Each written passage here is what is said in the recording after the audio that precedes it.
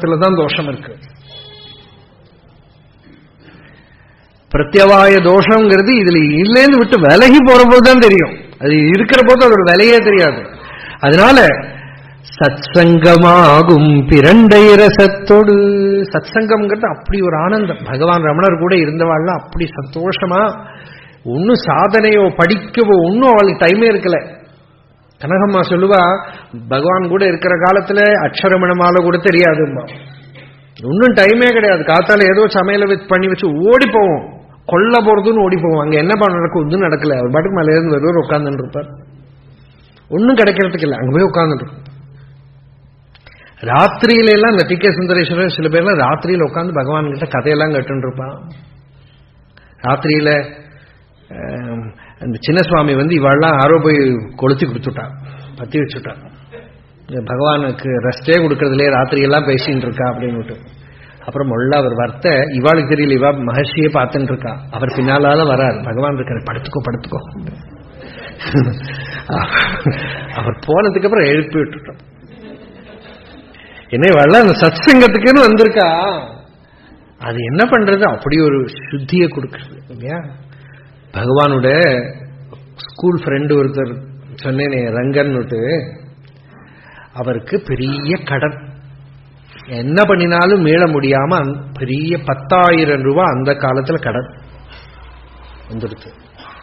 ரொம்ப சூசைட் பண்ற நிலைக்கு போயிட்டார். அப்படி இருக்கிறத மகர்ஷி தன் கூட விளையாடின்னு இருந்தவராச்சே, திருவண்ணாமலையில் இருக்கார், பார்க்க போலான்னு வந்தார். வந்த இடத்துல மலை மேல அழகம்மாள் இருக்கா. பகவான் தூரக்கேந்தே பார்த்து, அம்மா யாரு வரா பாரு அப்படின்னு. ரங்கன் வரான். ஓ வரட்டும். அந்த ரங்கன் அவர் தன் ஃப்ரெண்டு நினைச்சுன்னு பார்க்கறதுக்கு வந்தாரே தவிர, வந்த இடத்துல அது பரமேஸ்வர ஸ்வரூபமா இருக்கு, பூர்வ பந்தமெல்லாம் வச்சுக்க முடியாது. இருந்தாலும் கூட இருந்தார், அழுதுண்டே இருந்தார். தன்னோட கவலையெல்லாம் சொன்னார். ரொம்ப தாங்க முடியல பகவானே, நான் என்ன பண்றது தெரியல அப்படின்னு அழுதுண்டு, ராத்திரி ஒரு இடத்துல சாப்பாடு கொடுத்து இங்க படுத்துக்கோன்னா படுத்துனுட்டா. படுத்துட்டு அழுதுண்டே இருக்கிறத யாரோ பக்கத்துல உட்கார்ந்த மாதிரி தெரிஞ்சது. பார்த்தா மகர்ஷி பக்கத்துல உட்கார்ந்துட்டு, ரங்கா உனக்கு ஒரு விஷயம் தெரியுமா, வாழ்க்கையில கிடைக்க முடியாததெல்லாம் கிடைச்சிடும்.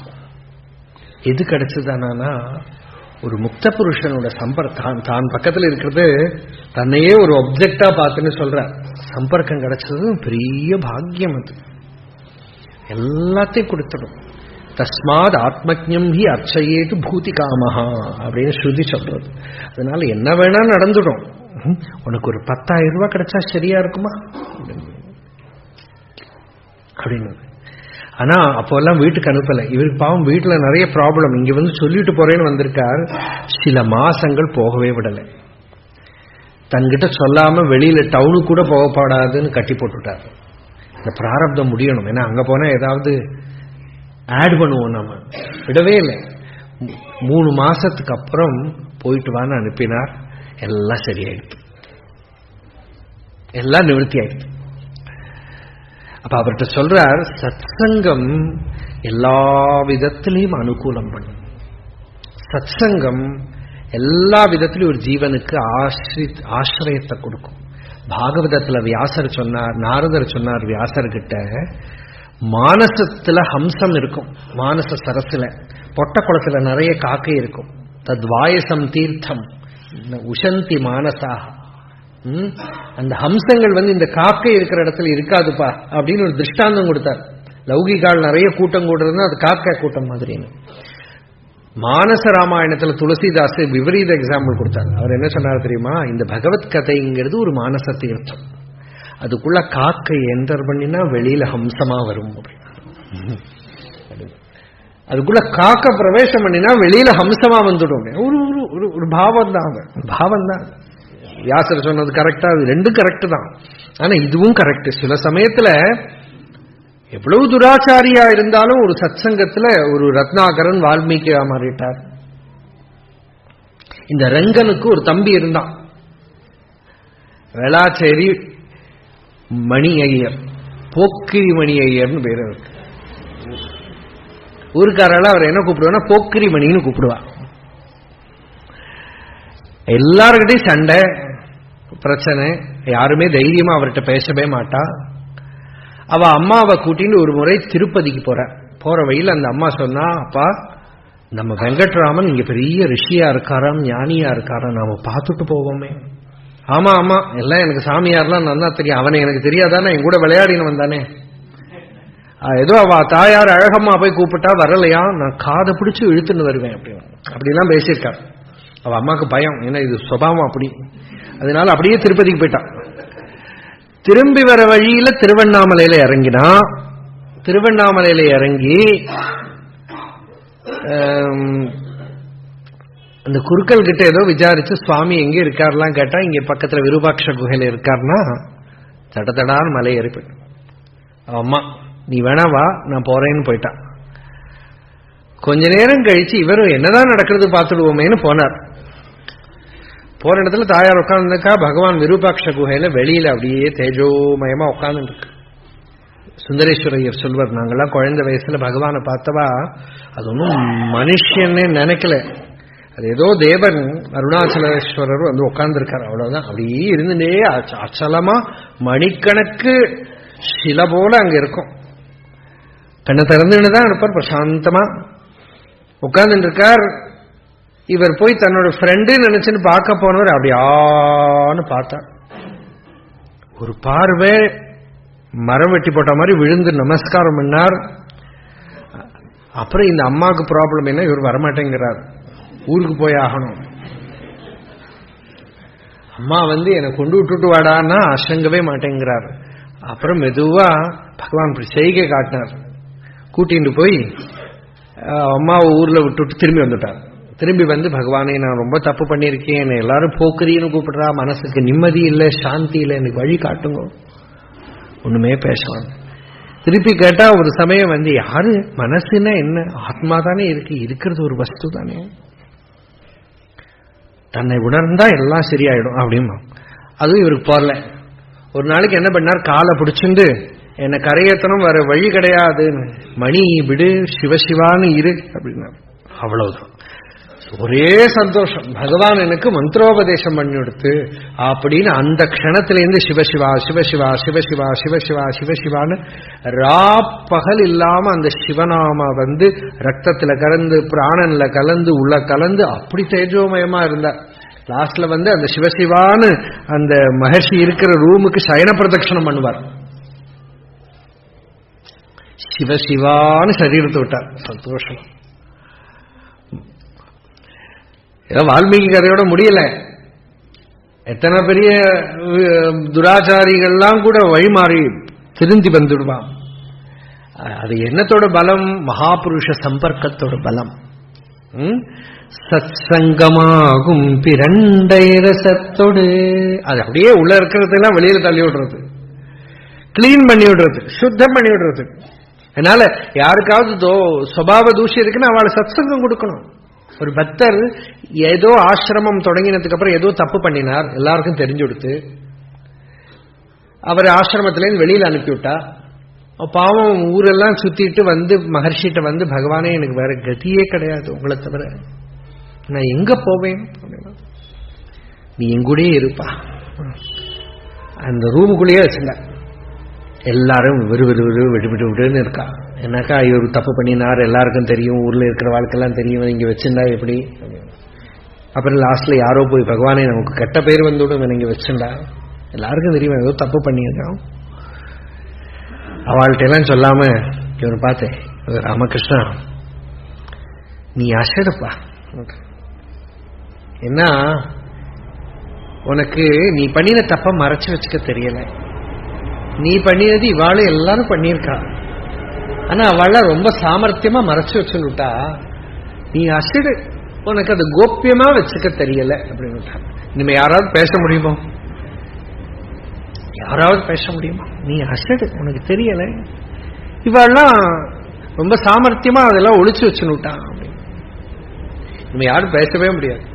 அப்புறம் சொன்னார், அவனுக்கு சத்சங்கமே கிடைக்கல, எங்கேயோ வேலை பண்ணிட்டு இருந்தான், அவன் ஏதோ தோஷம், ஒருத்தனுக்கு ஜுரம் வந்துதானா அவனை அடிக்கவா செய்யறது, மருந்து கொடுக்கணும். ஒரு தவறு பண்ணினானா அவனுக்கு சத்சங்கம் கிடைக்கணும், அவன் திருந்தி வந்துடுவான், சுத்தமாயிடுவான். சத்சங்கம் கிடைக்கலங்கிற தோஷத்தினாலதான் தவறு பண்றோம். அந்த சத்சங்கம் தான் இதுக்கு மருந்து. மலை மருந்திடனி மலைத்திடவோ அருள் மலை மருந்தாய் ஒளிர் அருணாச்சல. நீ பெரிய மருந்து பா அருணாச்சலேஸ்வராங்கிறார். விஸ்வஸ்ய பேஷஜி யாதே ருத்ர சிவா தனு சிவா பேஷஜி யாதே ருத்ர சிவா தனு. உன்னோட மங்களமான அந்த உருவம் இருக்கே, அது என்னன்னா பஞ்சாட்சரம் தான். அது என்னது? விஸ்வத்துக்கு பூராவும் ஒரு மருந்து. இது ருத்ரத்தோட நிக்கல. பகவத் பாதாவில் சொன்னா நம சிவாபியாம் பரமௌஷதாபியாம் பஞ்சாட்சரி பஞ்சர ரஞ்சிதாபியாம். நம சிவாபியாம் பரம ஔஷதாபியாம் பஞ்சாட்சரி பஞ்சர ரஞ்சிதாபியாம். யோ ருத்ரோ அக்னோ ய அப்சு ய ஓஷதீஷு. இல்லையா? எல்லாத்துக்குள்ளே இருக்கார் பகவான். அதுபோல சத்சங்கம்ங்கிறது ஒரு பெரிய மருந்து. அந்த மருந்து என்ன பண்றது? சித்தத்தை சுத்தம் பண்ணி, அறிவில்லாததுனாலதான் நாம தப்பு பண்றோம். தப்பு நாம எதை சொல்றோம்? முன்னால எது சரின்னு நினைச்சுட்டு பழகினோமோ அது பின்னால அறிவு வரும்போது தப்புன்னு தோன்றது, அவ்வளவுதான். அந்த அறிவு தான் அதுக்கு மருந்து. அது மெதுவா அவனை சுத்தம் பண்ணும். நஹி ஞானேன சதிருஷம் பவித்ரமிக வேத்யதே தத்ஸ்வயம் யோக சம்சித்தா காலேன ஆத்மனி விந்ததி அப்படின்னு பகவான் கீதையில சொல்ற. ஞானத்தை போல பவித்திரம் பண்றது ஒன்றும் கிடையாது, ஸ்புட்டமா சுத்தம் பண்ணு. அதனால சத்சங்கம் பெரிய மருந்து. சத்சங்கமாகும் பிரண்டை ரசத்தோடு சமதமமாகும் ஜீரகமிளகுடன். சமம்ங்கிறது மனசு அடக்கிறது, அது ஜீரகமா, டைஜஷன் மாதிரி. உள்ள இருக்கிற தோஷங்களுக்கு டைஜஷனுக்கு ஒரு மெடிசின் மாதிரி சமம் ஜீரகம். தமம் இந்திரியங்களை அடக்கிறது, அது மிளகு, கொஞ்சம் எரியும், கொஞ்சம் காரமா இருக்கும், கொஞ்சம் உரப்பு இருக்கிறதுல. அந்த இந்திரியங்களை அடக்கிற போது ஒரு தபம் வரும்போது சூடு, அதனால அது மிளகு மாதிரி. சமதமமாகும் ஜீரக மிளகுடன். அப்புறம் ஸ்பிரிச்சுவல் லைஃபோட பர்ஃபெக்ஷன் எங்க இருக்குனாக்கா, எல்லா சாதனை எல்லாம் பண்ணி பூர்ணமாய் ஒரு சித்தனை எப்படி தெரியும்னா, ஒரு சாதனையும் இல்லாம இருக்கிற போது பிரசாந்தமா இருப்பான். அதுக்குதான் உபரத்தின்னு பேரு. நேச்சுரலா ஹிருதயத்துல ஸ்வரூபத்துல நிம்மதியா இருப்பான், ஒன்னும் கவலைப்படாம உபாயம் இல்லாம நிம்மதியா இருப்பான். ஒரு இன்ஸ்ட்ருமெண்ட்டை யூஸ் பண்ணாம, ஒரு சாதனையை யூஸ் பண்ணாம he will be peaceful, tranquil without any sadhana, without any practice. நேச்சுரலா. அதுபோல ஒரு பலகாரம் பண்ணி அப்பளம் பண்ணினா அதுல முக்கியமா எது பார்க்கிறோம்? பர்ஃபெக்டா இருக்கான்னு உப்பு தான். அது அதுக்குள்ள இணங்கி இருக்கணும் இல்லையா? மாவுல போட்டு சரியா இடத்துல மிக்ஸ் ஆகணும். உபரதியா ஆகும் உப்போடுள்ள நல். அப்புறம் மேம்பொடி என்னதுன்னா பெருங்காயம், கரெக்டா இருக்கணும். அது நல்வாசனையாம் பெருங்காயமும் சேர்த்து சுபவாசனை, சத்தியம், அஹிம்சை, தயை, காருண்யம், சதாச்சாரம், என்னென்ன மகான்கள் கிட்ட காண்றதோ அதெல்லாம் ஒரு புஷ்பத்துல சுகந்த மாதிரி பெருங்காயமும் சேர்த்து அப்பளம் இட்டு பாரு, அதை சாப்பிட்டுன் ஆசையை தீரு, கல் நெஞ்சில் நான் நான் என்று கலங்காமல் உன்முக உலக்கையால் ஓயாது இடித்து சாந்தமாம் குழவியால் சமமான பலகையில் சந்ததம் சலிப்பற சந்தோஷமாகவே அப்பளம் இட்டு பாரு, அதை சாப்பிட்டுன் ஆசையை தீரு. இந்த அபிமான விருத்தி ஹிருதயத்துக்குள்ள அப்படி நான் நான் நான் வரும்போது கல் நெஞ்சில் நான் நான் என்று கலங்காமல், உலக்கை உள்ள என்ன உலக்கைன்னா ஆத்ம விசாரம், தியானம் தான். உன்முக உலக்கையால் ஓயாது இடித்து சாந்தமாம் குழவியால், அந்த சமாதி அபியாசம், தியானாபியாசம்ங்கிற குழவியினால சமமான பலகை, சமமான பலகை என்னன்னா, வெளியில யாருக்கிட்டையாவது இவன் பெரியவன் அவன் சின்னவன், இதுல சுகம் இருக்கு இதுல துக்கம் இருக்கு தோணா மனசு சஞ்சலமாயிடும். சமதர்சித்துவத்தினால மனசை கொஞ்சம் சரிப்படுத்திண்டு சந்ததம் சலிப்பற சந்தோஷமாகவே, சும்மா இன்னைக்கு பண்ணும் அப்புறம் அடுத்த வருஷம் பண்ணும் கிடையாது. சந்ததம், ஐயோ ரொம்ப டயர்டா போயிட்டேன், சலிப்பற, சும்மா ஒரு வேலை கூலி இல்லாத வேலை பண்ற மாதிரி சந்தோஷமா நிரந்தரம் சலிக்காம எல்லா அனுஷ்டானங்களும் அப்படி பண்ணணும், சாதனை எல்லாம் அப்படி பண்ணணும், எல்லாமே சந்ததம் பண்ணணும், சலிக்காம பண்ணணும், சந்தோஷமா பண்ணணும். சந்ததம் சலிப்பற சந்தோஷமாகவே அப்பளம் இட்டு பாரு, மௌனமுத்ரையாகும் முடிவில்லா பாத்திரத்தில். பேச்சுக்கு முடிவு இருக்கு, மௌனத்துக்கு முடிவு இருக்கும்? மௌனத்துக்கு ஆரம்பம் முடிவு ஒன்றும் கிடையாது, இருந்துட்டே இருக்குது. மௌனமுத்ரையாகும் முடிவில்லா பாத்திரத்தில் ஞானாக்னியால் காயும் நற்பிரம்ம நெய்யதில். இந்த நெய் இருக்கோ இல்லையோ அது அல்டிமேட். இங்க பால் எடுத்துட்டேன்னா கெட்டு போயிடும், பாலை உர விட்டு தயிரா பண்ணினா அது கெட்டு போயிடும், வெண்ணெயை கடைஞ்சு எடுத்தா வெண்ணையும் கெட்டு போயிடும், மோரும் கெட்டு போயிடும். வெண்ணெயை நெய்யா பண்ணினா கெட்டு போகாம இருக்கும். அதனால அந்த நெய்க்கு அவ்வளவு முக்கியத்துவம், அது கெட்டு போகாம இருக்கும். அதனாலதான் எல்லாரும் ஈஸ்வரனை கூட நெய் கிட்ட சொல்றது. அப்பர் தேவாரம் உண்டு, அப்படியே உபனிஷத்து தான். பிறகில் தீயினன் பாலில் நெய் போல் மறைந்து நின்றுள்ளான், மாமணி ஜோதியான் உறவுகோல் நட்டு உணர்வு கயிற்றால் ஈர்த்து முருக வாங்கி கடைய முன்னிக்குமே. விறகுல தீ போல இருக்கானா, விறகு தீ தெரியல, ஏத்தினா தான் தெரியறது. அந்த விறகுன்னா இங்க அரணிக்கோல், அதனால்தான் வாங்கி கடையிறதுன்னார். விறகு யாரும் கடைய மாட்டாள், அரணிக்கோல். அது அரணின்னு சொல்றதுக்கு பதிலா விறகுன்னு சொன்னார். வாங்கி கடைய கடைய அதுல நெருப்பு வெளியில வருது.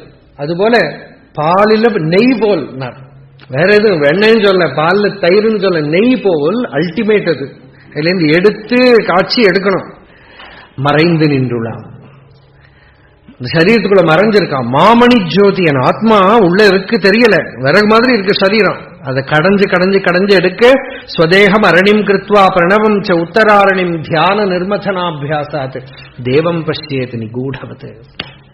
உள்ள இருக்கிற தேவனை, நிகூடமா ஒளிஞ்சிருக்கிற தேவனை தியானம்ங்கிற சர்னிங் மதனம் பண்ணி எடுக்கணும், உள்ள அனுபவிக்கணும். அப்படி பண்ண சந்ததம் சலிப்பற சந்தோஷமாகவே அப்பளம் ஞானாக்னியார் காயும் நற்பிரம்ம நெய்யதில் நான் அதுவாகவே, அதான் அல்டிமேட்.